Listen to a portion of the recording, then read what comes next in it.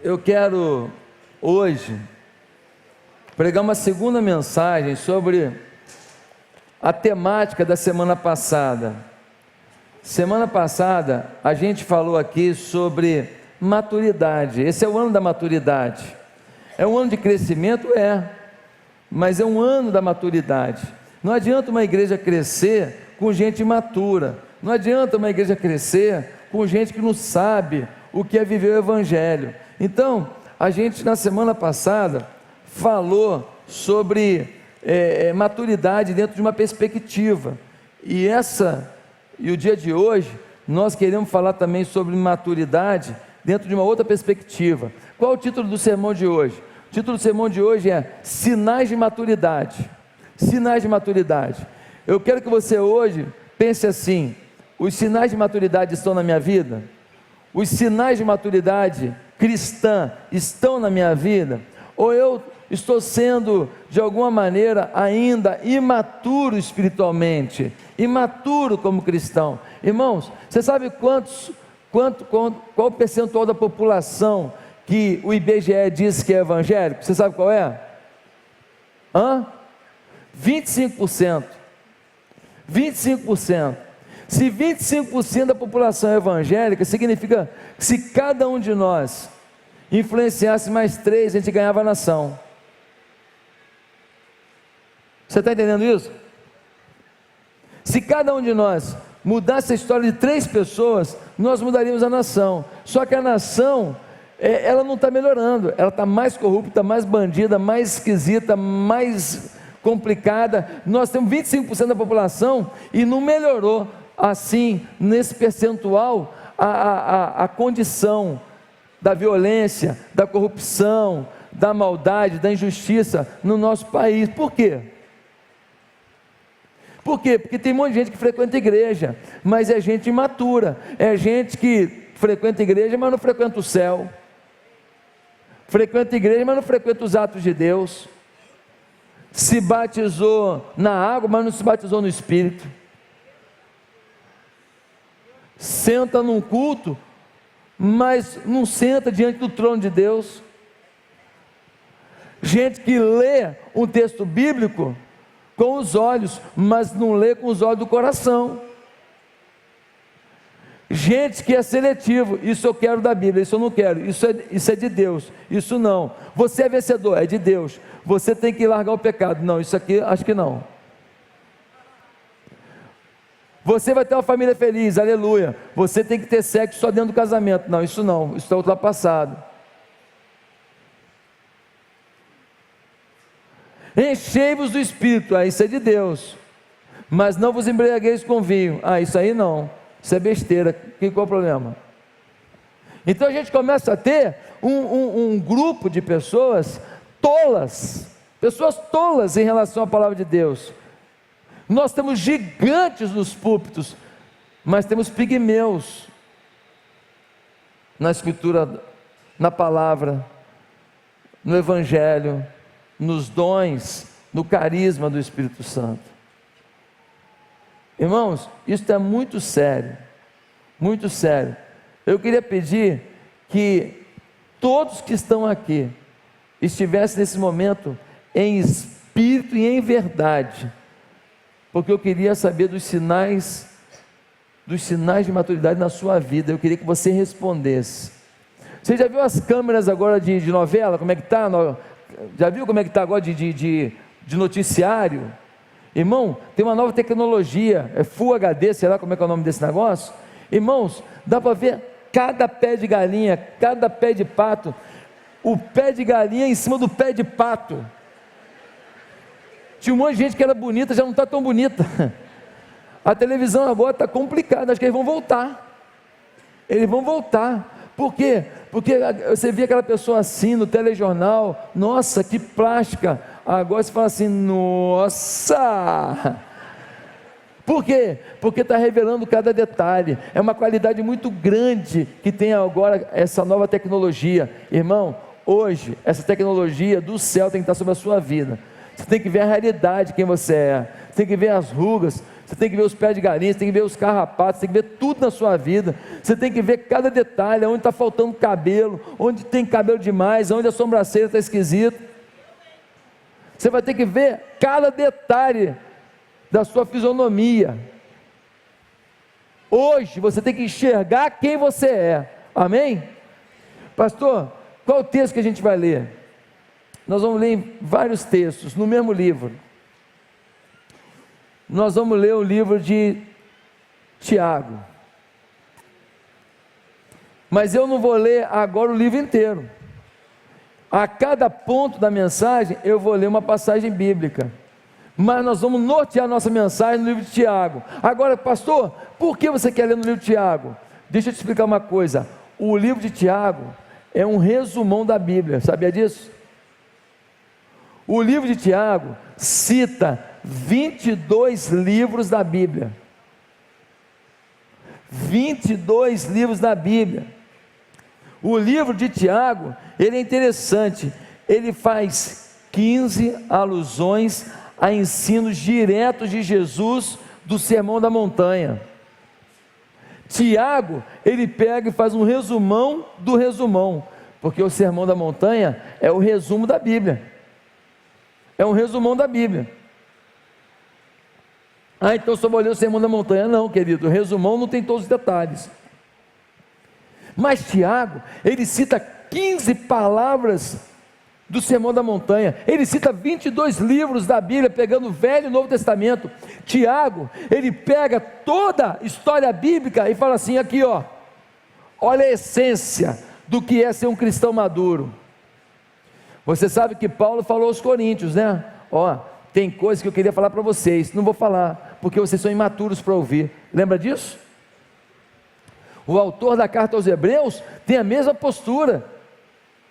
Ele não consegue descrever vários detalhes, dizendo, não há preparo na vida de vocês para isso. Meus amados irmãos, hoje Tiago está dizendo, eu quero preparar todos para ouvir as maiores e mais importantes verdades de Deus. Eu quero preparar todos aqui para ouvir algo exponencial de Deus.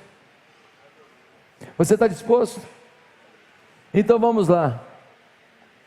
Quais são os sinais de maturidade cristã? Primeiro, é sinal de maturidade cristã, está muito claro esse negócio, hein? Bota parcial. Você vai se acostumando aos poucos, amado. É sinal de maturidade cristã, primeiro, reagir positivamente diante das dificuldades. É sinal de maturidade. Olha o versículo, capítulo 1 de Tiago. Abre aí, capítulo 1 de Tiago. E nós vamos ler no livro de Tiago, o versículo 2 a 4, diz assim: meus irmãos, considerem motivo de grande alegria o fato de passarem por diversas provações, pois vocês sabem que a prova da sua fé produz perseverança, e a perseverança deve ter ação completa, a fim de que vocês sejam maduros e íntegros, sem lhes faltar coisa alguma. Olha o que Tiago está dizendo: fiquem felizes na provação, fiquem felizes no perrengue, fiquem felizes no sofrimento. Por quê? Porque ele se odeia? Porque ele não se ama? Por que que ele diz isso? Ele diz isso porque ele sabe que o sofrimento é extremamente importante para que nós saibamos em quem confiamos, o quanto dele dependemos e o quanto estamos com ele, não porque tudo vai bem, mas porque o amamos. Querido, ele vai dizer, olha, vocês sejam felizes ao passarem por provações. Meus queridos irmãos, a perseverança demonstra quem você é em Deus. O Jó tinha tudo bom e melhor, não foi? Comia caviar todo dia, eu não é? Ele estava numa boa, eu não é? Ficava em hotel 5 estrelas, andava em carro blindado, com 7 lugares, com uma nave espacial. O Jó era o homem mais rico do Oriente. Um dia ele perdeu tudo. Ele teve morte na família, ele teve perda, mas foi nessa hora que o inferno inteiro tremeu. Deus virou para o diabo e falou assim: aí ó, você não falou que ele estava comigo só porque ele tinha tudo? Hoje o testemunho do Jó impacta multidões pelo mundo afora. Por quê? Porque ele foi a prova de que ele estava com Deus pelo que Deus era e não pelo que Deus dava. Agora, sabe de uma coisa? Uma coisa linda, é que no final do capítulo 42, no início do capítulo 42, versículo 5, o Jó vai dizer assim, depois do sofrimento, Deus restitui tudo a ele. Ele fala: antes eu te conhecia de ouvir falar, mas agora os meus olhos te veem. Mesmo Jó, que era o homem mais santo da terra, depois do sofrimento ele melhorou. Mesmo Jó, que era o homem mais prudente da terra, depois do sofrimento, ele cresceu, ele avançou. Você pode melhorar, e não vai melhorar só com as benesses, só com as vitórias não. Pastor, está tendo um problema aí, o senhor não está preocupado não? Eu fico também, eu sou humano, mas meus irmãos, assim, eu já tomei tanta burdoada. Fazer a obra de Deus é tão complicado às vezes, não sei o que lá, às vezes é prefeitura, às vezes é um vizinho, às vezes é um irmão da igreja, às vezes uma coisa, às vezes alguém que falou uma mentira, irmão, que eu já estou meio assim descolado disso, eu já sei que vou passar por isso, mas eu passei por outros, e superamos, e Deus agiu, e teve gente que falou besteira e pediu perdão, e teve gente que voltou, e teve gente que abençoou, e teve gente que abraçou e beijou, e teve prefeito que passou e o outro veio e fez melhor do que o que passou, e teve vizinho que se converteu. Irmão, Deus é Deus, ninguém explica Deus. Meus amados, por favor, a minha avó morreu com 100 anos, Dona Mariota, eu estou querendo bater o recorde dela. Dona Mariota, minha avó, sabe qual foi a faculdade que ela fez? Nenhuma. Minha avó era analfabeta. Morreu com 100 anos, filha de imigrante italiano. Eu sou bisneto de italiano. Minha avó, ela veio a Jesus, conheceu Jesus, ela era católica quando o meu pai era pequenininho, e ela se converteu, e ela veio para uma igreja, e ela começou a amar a palavra, e então ela pedia para as pessoas lerem para ela a palavra, e a minha avó decorava os versículos, e a minha avó todo dia pedia para alguém ler a Bíblia para ela, e ela recitava versículo de cor e salteado, e a minha avó orava, sabe como é que ela fazia? Ela orava por um filho, e do filho ela orava por cada neto, e depois orava por cada bisneto, e orava por cada tataraneto, e ela ia fazendo aquela cadeia de oração, e ela percorria durante horas, orando por toda a família. Meus queridos irmãos, o sofrimento não tirou da minha avó nunca a alegria em Deus, mas ela enterrou filho, ela enterrou neto, ela enterrou bisneto. Mas eu nunca vi a minha avó sem um sorriso no rosto, sem esperança no coração, porque a esperança dela não estava na circunstância, mas estava no que ela cria, e no Deus que se revelava para a vida dela, ponto final. Reagir positivamente diante das lutas. Estou com muita luta, vou abandonar o evangelho. Isso não é maduro. Segundo lugar, segundo sinal de maturidade, colocar dignidade acima das coisas materiais. Colocar dignidade acima das coisas materiais. Meus irmãos, há pessoas que estão tão focadas nas coisas materiais, que elas esquecem de valorizar as pessoas, de respeitar as pessoas, de amar a família, de valorizar o reino de Deus, de ter tempo para trabalhar para Jesus. Ela abre mão da dignidade de vida, da honra de vida, por coisas materiais. Mas olha o que diz o versículo 9 a 11, capítulo 1 de Tiago. O irmão de condição humilde deve orgulhar-se quando estiver em elevada posição, e o rico deve orgulhar-se caso passe a viver em condição humilde, porque o rico passará como a flor do campo, pois o sol se levanta, traz o calor, e seca a planta, cai então a sua flor, e a sua beleza é destruída. Da mesma forma o rico murchará em meio aos seus afazeres. Pastor, que loucura! O pobre tem que se orgulhar da alta posição? Sim, ele está dizendo que o desfavorecido deve se orgulhar de ser um crente em Jesus. Ele pode não ser respeitado por ninguém socialmente, ele pode não ter autoridade sobre ninguém, ele não manda em ninguém, ele só é mandado, nem em casa porque a mulher manda nele, ele não manda ninguém, mas ele é um servo de Jesus, ele é um crente em Jesus Cristo, ele foi alcançado, lavado, remido pelo sangue do Cordeiro de Deus. Ele deve ter orgulho disso, alegria nisso, ele deve se esmerar nisso, não importa a sua pobreza. Mas ele diz que o rico deve o quê? Olha o que ele falou do rico, ele falou no versículo 10, e o rico deve orgulhar-se caso passe a viver em condição humilde. Por que ele fala isso? Ele fala isso porque o rico corre o risco o tempo inteiro de se orgulhar do que tem, do aplauso que recebe, do tapinha nas costas que alguém dá. E aí a Bíblia diz: você que é pobre, se sinta orgulhoso de ser quem você é, um servo de Deus. E você que é rico, se sinta orgulhoso de estar passando por alguma dificuldade, porque é nessa dificuldade que você vai reencontrar o caminho da sua alegria maior, que é ser um crente em Jesus Cristo.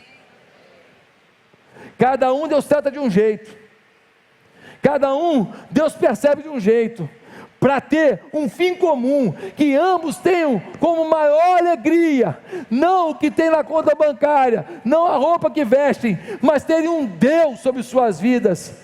Você priorizar a dignidade de vida, a honradez da vida, os princípios de Deus da vida, diante das coisas materiais, é sinal de maturidade. Tem gente que era benção na igreja, fazia tanta coisa boa, aí um dia ele melhorou de vida, a igreja orou, ele pediu um emprego melhor, conseguiu. Queridos, o ministério infantil está funcionando, se alguém precisar ir, tá? Ele pediu, Deus me abençoa. Aí ele era auxiliar do limpador, do terceiro limpador da privada dos fundos. Agora ele é presidente da empresa.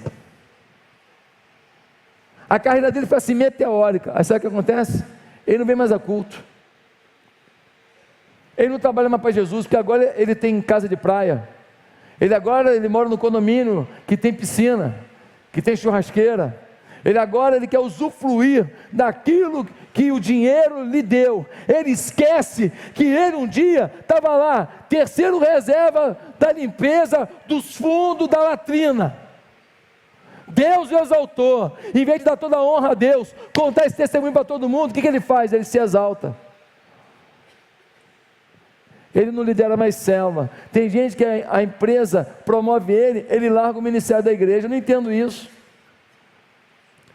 Eu tenho aqui na igreja um irmão que ele é o top 5 da área de farmacêutica. Ele está entre os 5 executivos do Brasil. Ele lidera um monte de coisa na igreja, trabalha pra caramba na igreja.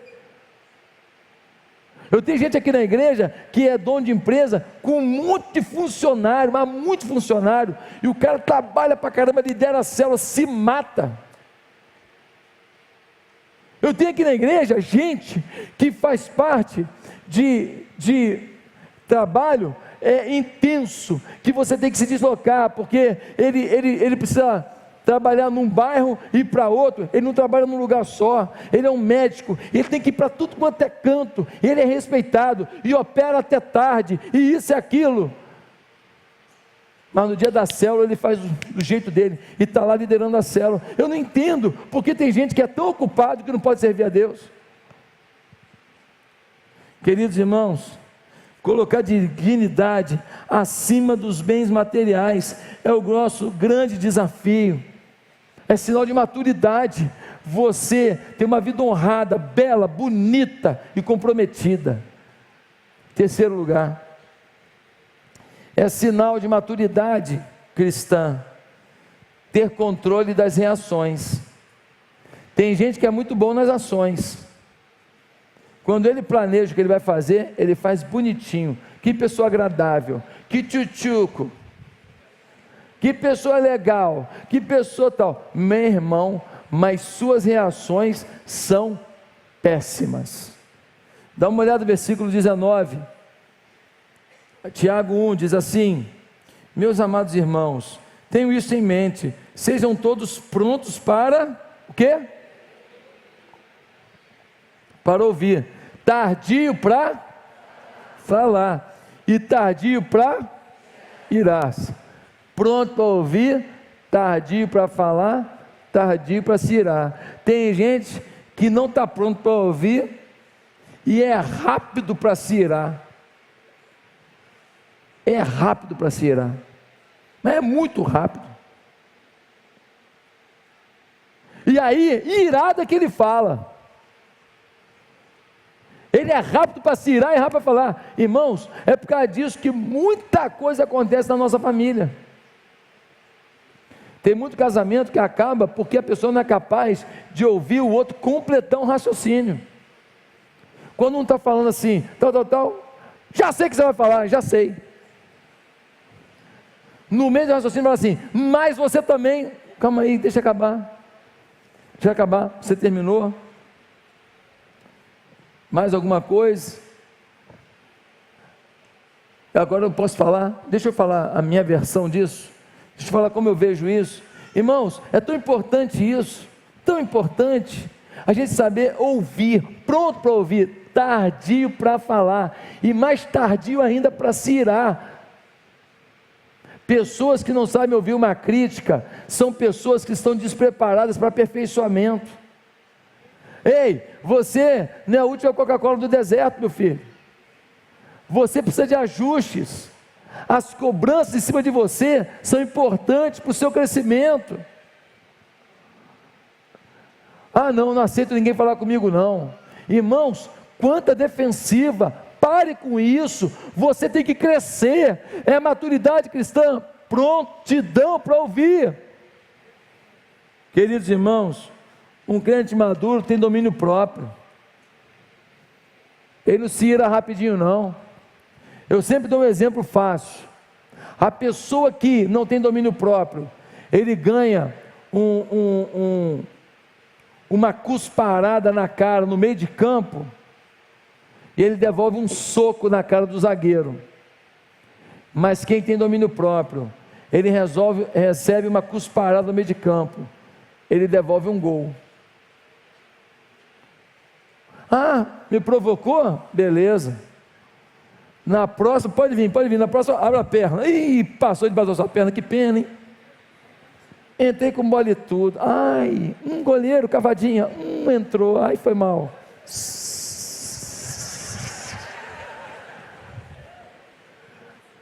Quem tem domínio próprio, pega as provocações e traduz em trabalho, traduz em busca, traduz em energia, não traduz em ira, em pensamento ruim, em vingança, em maldade, não.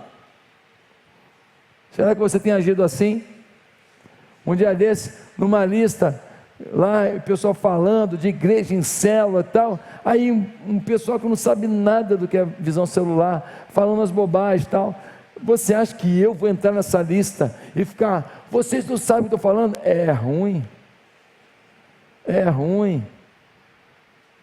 só manda assim, ó, se alguém quiser assim saber como é que a gente trabalha e tudo, estamos à disposição, temos um café da manhã, muito carinhoso, que a gente oferece gratuitamente, toda primeira terça-feira do mês, para pastores e líderes, todos são bem-vindos, ponto.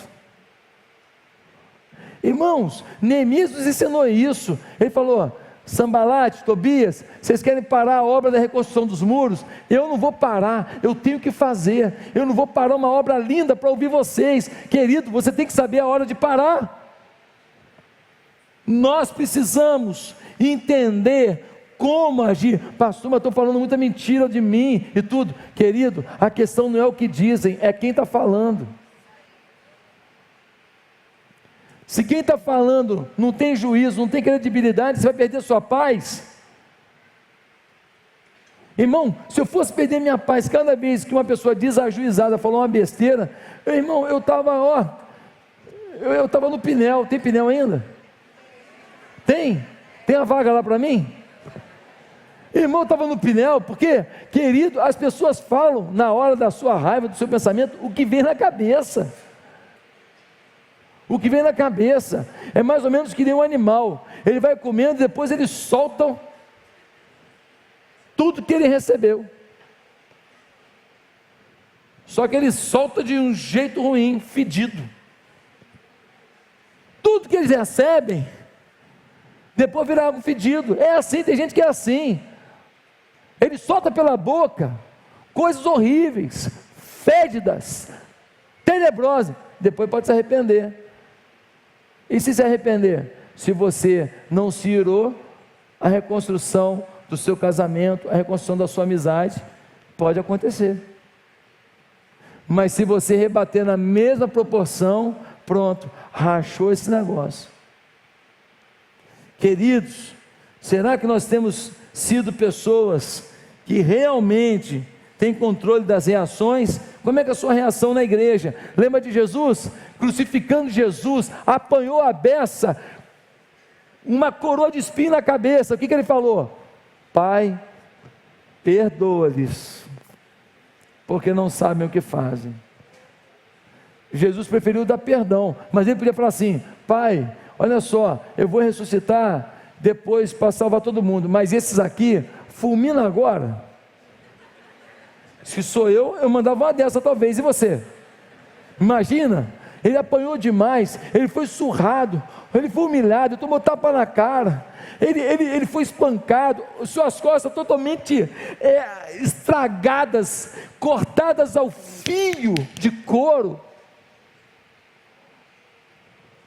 no seu rosto as marcas dos pedaços de pele que foram arrancados, porque no açoite muitas vezes batia na cara e arrancava um pedaço da pele, um pedaço da orelha, irmãos, totalmente ferido. Ele fala: Pai, perdoa-lhes. Gente, quando eu me preparo para ter paz, pode vir a bordoada que for, eu estou inteiro, e inteiro eu posso depois administrar o estrago que foi feito. Agora partindo para cima, eu me destruo mais ainda, porque se você sair no tapa, você vai bater também, mas aí o outro vai te bater mais ainda, porque a briga está continuando. Reconstruir depois os muros dos relacionamentos fica mais complicado. Um cristão tem domínio próprio. Em quarto lugar, é sinal de maturidade não apenas ouvir, mas praticar a palavra. Não apenas ouvir, está todo mundo me ouvindo aqui agora, está todo mundo me ouvindo, e muita cabeça faz assim. Alguns aqui, se pudesse, se fosse um comício, fariam. Não fica o pessoal atrás do comício assim? O cara fala um negócio assim, aí ninguém se expressou, ele fica atrás assim. Meus amados irmãos, muitos podem aplaudir o que eu estou falando. O problema não é o que você ouve, o problema é o que você pratica. O problema é se você vive isso que você está ouvindo. Olha o que diz agora o versículo 22. Sejam praticantes da palavra e não apenas ouvintes, enganando-se a si mesmos. Você foi convertido? Você foi transformado? Quem vê isso? Quem nota isso? Você vive o que você ouve? Nunca a igreja foi tão, vamos dizer assim, esquizofrênica na sua história. Nunca se pregou tanto uma coisa e se viveu outra. A gente canta nos louvores: Santo, Santo. A gente canta santo, santo, santo, exaltado é o teu nome, bendito é o teu nome, Rei das nações, glória ao teu nome, seja o teu nome é exaltado entre todos os povos, e a gente fala, tu és o nosso Deus, a ti toda a glória, o Senhor tem o controle de todas as coisas, aclame ao Senhor. Irmão, é isso que a galera está vivendo? É isso que o seu namoro está vivendo? Queridos, é isso que o seu casamento está vivendo? Irmãos, não sejam apenas ouvintes, mas praticantes da palavra. Do jeito que a coisa está ficando, daqui a pouco vai ter púlpito, pregando aquilo que a igreja rejeita, que a Bíblia rejeita, como se fosse uma nova lei. Daqui a pouco vai ter igreja falando, não querido, não precisa mais casar não. Já tem igreja que está aceitando, mas não está pregando, mas vai pregar. Aqui, ó, ninguém casa mais não. Vamos só morar junto, a fila anda, hein? Ministério fila anda. Estou vendo a hora. Estou vendo a hora. Estou vendo a hora assim. Ceia do Senhor. Deixa a sua garrafa de uísque aqui. Tome a sua ceia com o seu uísque. Clube de uísque da igreja. Cachaça divina. Irmãos, qualquer loucura. Ah, pastor, você está exagerando. Você sabia que na Argentina tem uma igreja maradoniana? Ele não fez um gol com a mão, falou que foi a mão de Deus, não foi? Criaram uma igreja, fazem oração para Maradona. O ser humano pode ir onde você não imagina. Queridos, temos que ser praticantes da palavra, viver a palavra. Em quinto lugar, é sinal de maturidade ter uma vida marcada por obras de fé. É sinal de maturidade não apenas falar, eu creio, eu tomo posse, é isso mesmo. Não, meu irmão, para do discurso, pratique as obras de fé. A fé tem que ser operosa. O que é uma fé operosa? A fé pode ser objetiva e a fé pode ser operosa. Subjetiva ou a fé objetiva, operosa. A fé subjetiva. Você crê em Jesus? Creio. Você crê na oração? Creio. Você crê na Bíblia? Creio.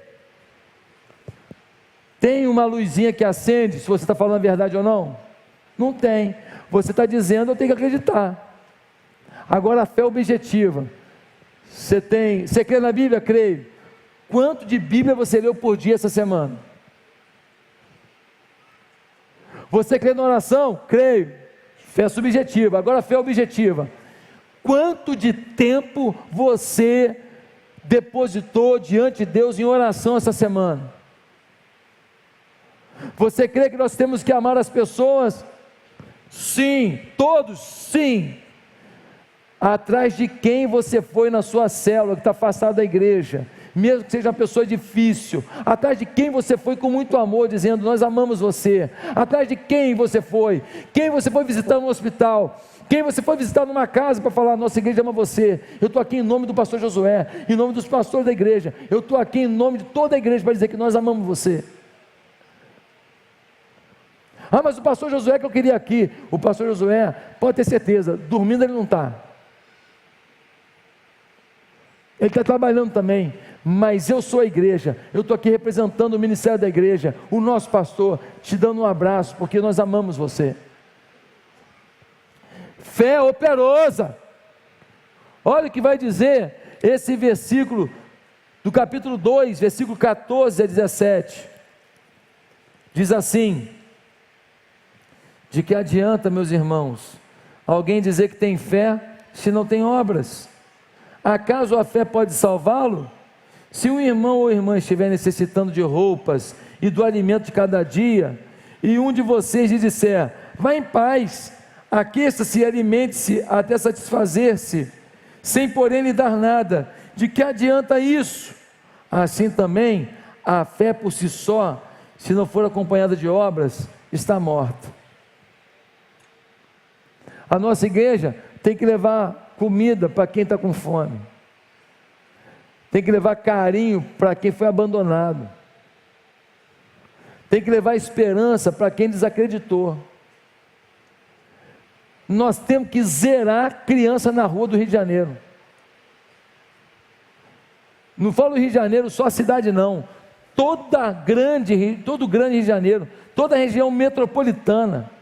Não pode ter uma criança na rua em Caxias, não pode ter uma criança na rua em São João de Meriti, em Nova Iguaçu, não pode ter uma criança na rua. Nós temos que acabar com isso, e se as igrejas abraçarem de todo o coração a obra de Deus, nós vamos fazer o quê? Nós vamos gerar emprego, nós vamos mandar para a escola, vamos ajudar os pais, para os pais amarem esses filhos, e também podemos ter esse tratamento, que não é o ideal é restaurar a família, e inserir a criança numa família ajustada. Só o Evangelho faz isso. O centro de recuperação é uma necessidade para o escândalo que acontece hoje na sociedade, mas se a gente pudesse mesmo, a gente tinha que salvar a família inteira, para aquela criança que foi maltratada, nunca mais ser maltratada ali, e estar perto do pai e da mãe, e desfrutar do perdão ali, e desfrutar do amor ali, seria o ideal. Nem sempre é possível, por isso nós vamos ter que ter a casa lá. Meus queridos irmãos, nós estamos ganhando agora uma propriedade lá em Itaboraí, uma propriedade onde nós vamos poder ter muitos homens sendo recuperados das drogas, muitos homens. Mas qual é o ideal? O ideal é que eles não tivessem entrado na droga. O ideal era a igreja ter chegado antes. Nós vamos ter, porque eles já estão na droga. O ideal era não terem entrado. Mas sabe por que eles entraram? Porque você e eu, a gente ficou calado. Porque ele é teu vizinho, o maconheiro. Um dia desse eu senti um cheiro lá em casa, falei, meu irmão, tem um vizinho aí,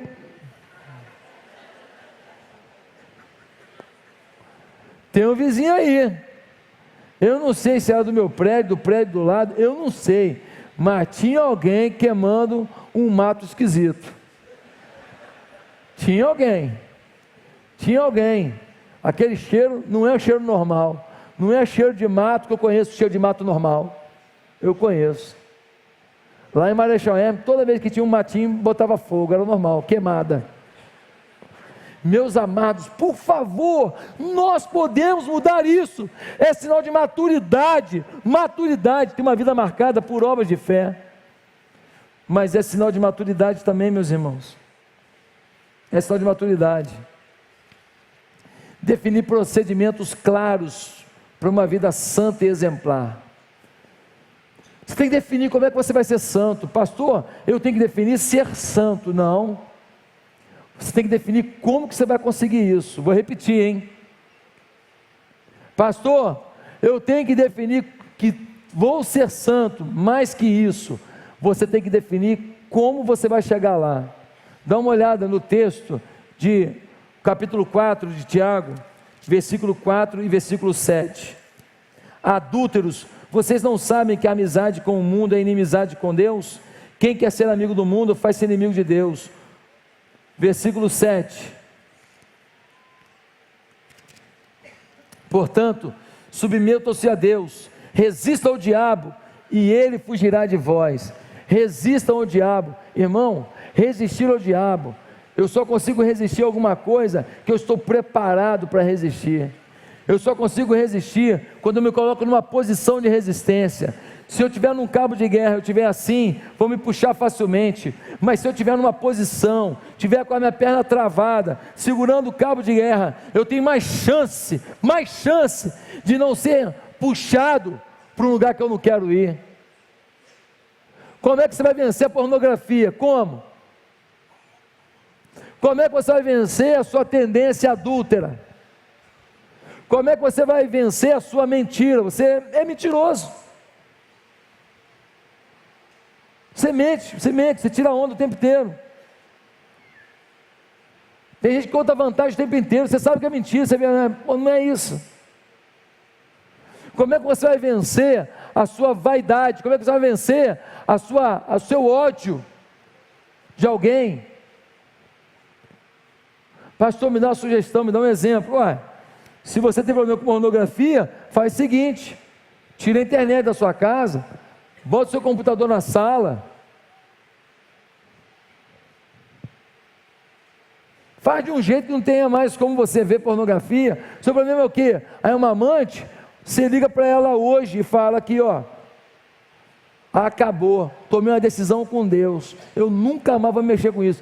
Então vou ligar para tua mulher e vou contar. Se você quiser fazer isso, você pode fazer, porque eu estou disposto a tudo. Eu não vou mais viver na miséria, eu não vou mais viver no pecado, eu não quero mais isso na minha vida. Eu sou homem de Deus, eu estou sendo um homem leviano nisso.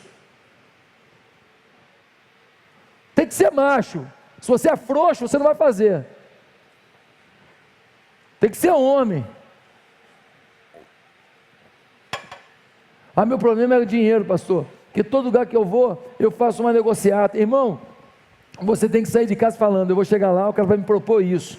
Como eu respondo para ele, para não fazer acordo de propina com ele, e sair numa boa? Como é que eu faço isso? Você tem que se preparar para uma conversa ruim. Você lembra de Daniel? Daniel estava lá, ofereceram para ele os manjares do rei. Os manjares do rei eram consagrados aos deuses pagãos. Daniel não queria se contaminar, mas ele não virou para o cara e falou assim, aqui, não vou comer não, hein? Qual é, meu irmão? Vou comer não. Ia morrer. Daniel virou para o cara e falou assim, vamos fazer o seguinte, deixa eu comer legume. Pô, eu adoro legume, rapaz. Brócolis, ó, brócolis. Olha, eu adoro um brócolis cru.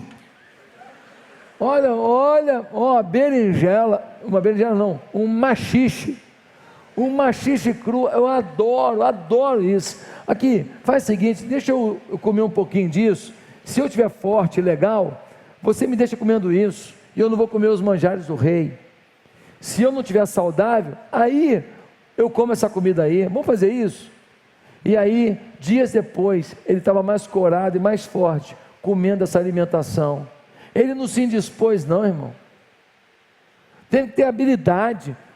Não tem que sair brigando com todo mundo não. Meu amado irmão, defina procedimento claro para ser santo. Eu soube de um irmão que ele ganhou uma cachaça especial, não sei o que, um evento aí. Aí ele pegou a cachaça especial, ele não bebe. O que ele fez? Ele levou para dar de presente a cachaça para um fornecedor dele. Um cliente dele, desculpa, um cliente. Aí ele foi e levou aqui, fulano, eu trouxe essa cachaça especial para você, tal, não sei o que lá. Aí o cliente dele virou para ele e falou assim, pô, nunca imaginei que um evangélico ia me dar uma cachaça. Aí falou assim, eu esperava você me dar uma Bíblia, mas não uma cachaça. Mas tem que passar vergonha mesmo, não tem? Tem que passar vergonha mesmo, tem que tomar uma burdoada para ver largar de ser besta. Como é que um crente ganha cachaça, vai dar cachaça, meu irmão? Que coisa é essa? Que loucura, meu irmão. Queridos irmãos, e aí eu digo, né, você que tem aí aquele barzinho na sua casa, seu marido não é crente, eu entendo, agora você é um crente, você e seu marido, você e sua esposa são crentes, ter barzinho em casa, você vai me desculpar, você vai me desculpar. O dia que for um Zé Cachaça na sua casa, fala assim, me dá um copo de uísque, você vai falar o quê? Não? Ele fala, me dá mais um pouco, você fala o quê? Agora não. Ele fala, deixa eu provar esse licor de ginipapo do deserto. Você fala o quê? Já bebeu demais. Irmão, pelo amor de Deus. Pelo amor de Deus. Pastor, não gostei do sermão, tá vendo? Eu sabia que alguém não ia gostar. Eu já sabia. Eu já sabia. E nós vamos combinar o seguinte. Você hoje, na hora da feijoada, você pega uma linguiça gostosa lá. Uma orelha gostosa. Ser derretida na sua boca. Aí você vai lá, compra uma sobremesa e vem para pedir perdão para mim. Fala, olha, queria pedir perdão que eu pensei tanta coisa ruim do pastor, na hora que você falou da cachaça. Aí você me dá a sobremesa e a gente celebra a nossa amizade. Irmãos, é com muito amor que eu digo isso. Eu estou falando de distinção do evangelho, da maturidade para a imaturidade. É imaturidade ter barzinho em casa, você é crente, caramba. Você não é lembrado para o barzinho, se na sua casa tem a Bíblia para tudo quanto é lado. Tem a Bíblia para tudo quanto é lado, tem a louvor para tudo quanto é lado. Você é crente, cara, você é crente. Olha aqui, ó, você é a menina dos olhos de Deus. Pastor, eu nunca ouvi um pastor falando contra isso na minha história. Pode ser que não tenha ouvido, ou pode ser que até tenha ouvido. Mas uma coisa eu tenho certeza, o que eu estou falando é para o teu bem. É para o teu bem. Sua casa tem que ser lembrada. O seu filho vai todo dia bebida, todo dia bebida. Um belo dia alguém oferece para ele vai beber ou não vai? Vai. A sua casa promoveu um acordo de que aquilo não é problema. Pastor, mas o que tem meu filho beber? O problema é se embriagar. O problema é que você não sabe se ele vai se embriagar. O problema é que você não sabe se a menina que teu filho vai namorar é mó beberrona. Porque o que tem de mulher pinguça agora, meu irmão... Aí a mulherada está tirando onda. Os caras estão no segundo copo, elas estão no oitavo.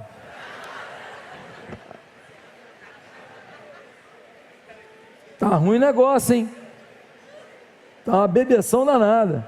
Mas para terminar, duas coisas. É sinal de maturidade. Usar sua boca apenas como instrumento de bênção.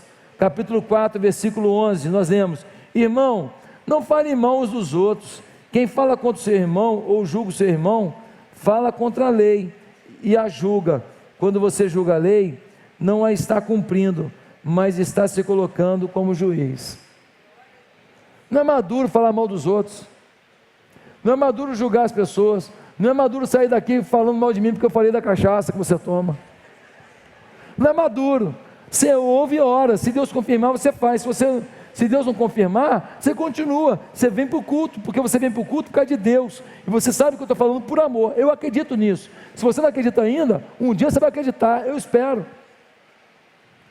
Eu tenho amor suficiente para esperar você tomar uma posição de ministro de Deus, porque eu não acredito que você ficaria feliz de ir na minha casa e ver eu tomando uma cachaça. Eu não acredito que você sonha para você um pastor assim.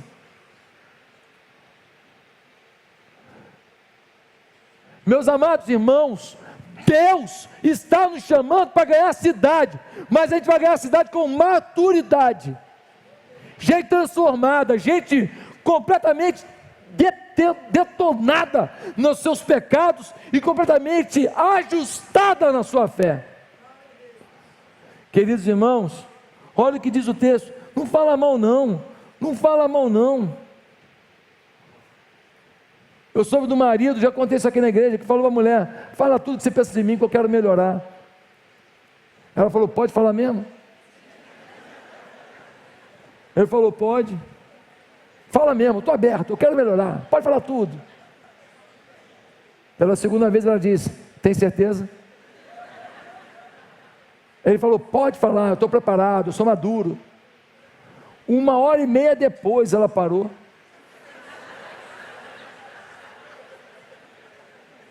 Ele começou a telefonar. Ela falou assim: você está telefonando, não vai falar nada? Não, querido, estou ligando para o advogado para fazer o divórcio mesmo, porque eu não tenho condições disso tudo não.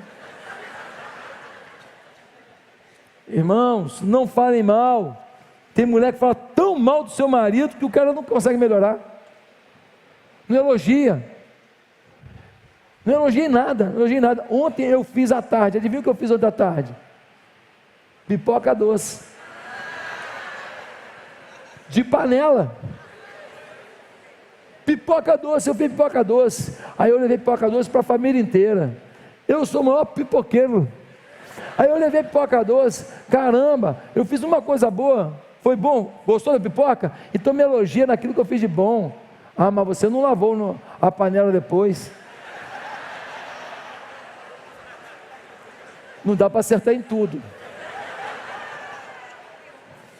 Meus amados, se a gente não valorizar o aspecto bom daquelas pessoas que compõem a nossa história, se a gente só falar mal dos nossos irmãos, dos nossos líderes, dos nossos parentes, dos nossos filhos, eles vão desistir, porque eles vão achar que estão tão estragados que não tem jeito de melhorar. A gente elogia, educa, elogia, chama, puxa a orelha, elogia, tem que haver equilíbrio. Agora, sabe, falar mal pelas costas da igreja, do pastor, da liderança, O que você contribui com isso? Em nada. Em oitavo e último lugar, uma pessoa que tem sinal de maturidade não concentra suas maiores expectativas nas coisas terrenas, mas aguarda a volta de Jesus. Cadê o meu tecladista? Sabe de uma coisa? Sabe por que a gente está vacilando tanto? Porque a gente está achando que vive por aquilo que o mundo oferece. A gente está achando que a gente vive para aquilo que o mundo pode produzir. Então a gente vive para ganhar o dinheiro, para fazer a viagem, para comer uma comida, para ter uma roupa, para trocar de carro, para mudar de bairro, mudar de condomínio, para fazer um armário da marca tal, porque é mais chique. Mas dá uma olhada no capítulo 5, versículo 7 e 8, que é o resumo final de Tiago. Ele diz assim: portanto, irmãos, sejam pacientes até a vinda do Senhor. Vejam como o agricultor aguarda que a terra produza a preciosa colheita, e como espera com paciência até virem as chuvas do outono e da primavera. Sejam também pacientes e fortaleçam o seu coração, pois a vinda do Senhor está próxima.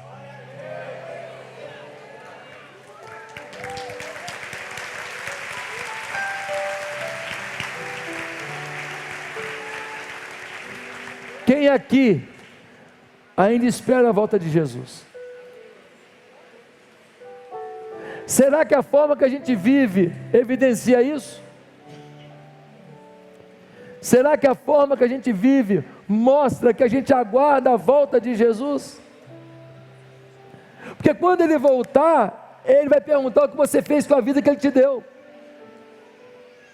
Ele vai te perguntar quantas vezes você orou pelas pessoas, quantas vezes você trabalhou para Jesus, quantos você trouxe para a igreja, quantos você batizou. Ele vai perguntar qual foi a santidade que você teve. Ele vai perguntar que vida você levou.